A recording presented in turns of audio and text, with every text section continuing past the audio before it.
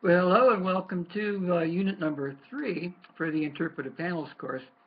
This is another fairly simple unit for you, and in case you're wondering why I'm breaking these up into smaller units, is that there are some people taking the course that have had no training in interpretation at all, and so I have to kind of move a little more slowly to make sure everybody uh, gets a really good idea of all these principles.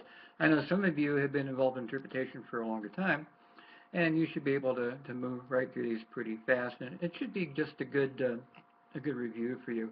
As the course moves on, we'll actually be doing some more interpretive writing for panels and more design and a lot more complicated things. So if you're looking for more work, there'll be more work coming. So this unit is on themes and objectives. And what's amazing is I've worked with people who've been in interpretation for years, and you still didn't know what a good theme was. They confuse themes with topics. For example, birds of the park is not a theme. Birds of the park is a topic. Because then you have to ask, well, what about the birds of the park?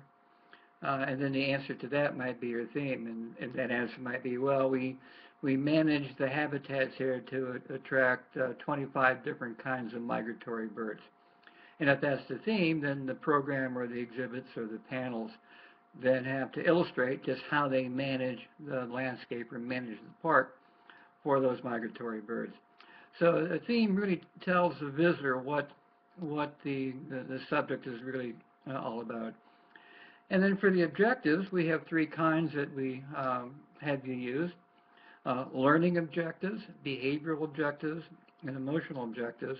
A lot of interpretive panels don't have objectives, they just have content.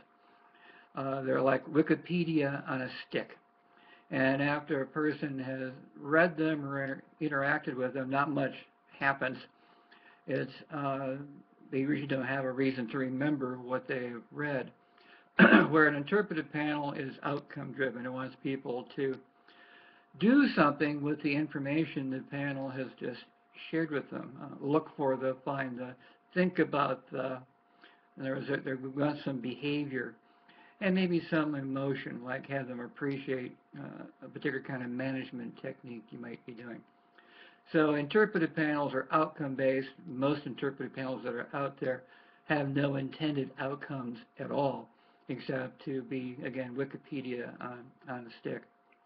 So that's why we spend a little more time here. I want to be sure that you get the themes and the objectives down. There's a couple of readings.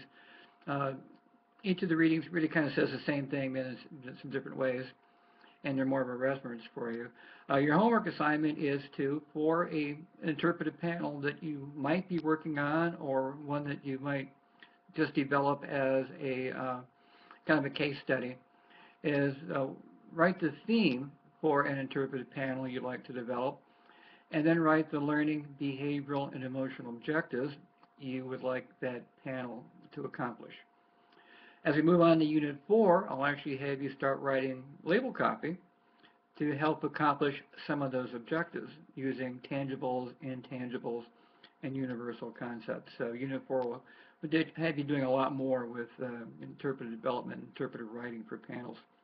So that's what's on store here for Unit number 3. Some of you will go through it pretty quickly. Some of you might struggle a bit, and we'll get you through it and then get you on to writing copy for some interpretive panels.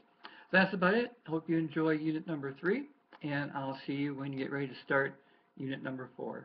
Bye-bye.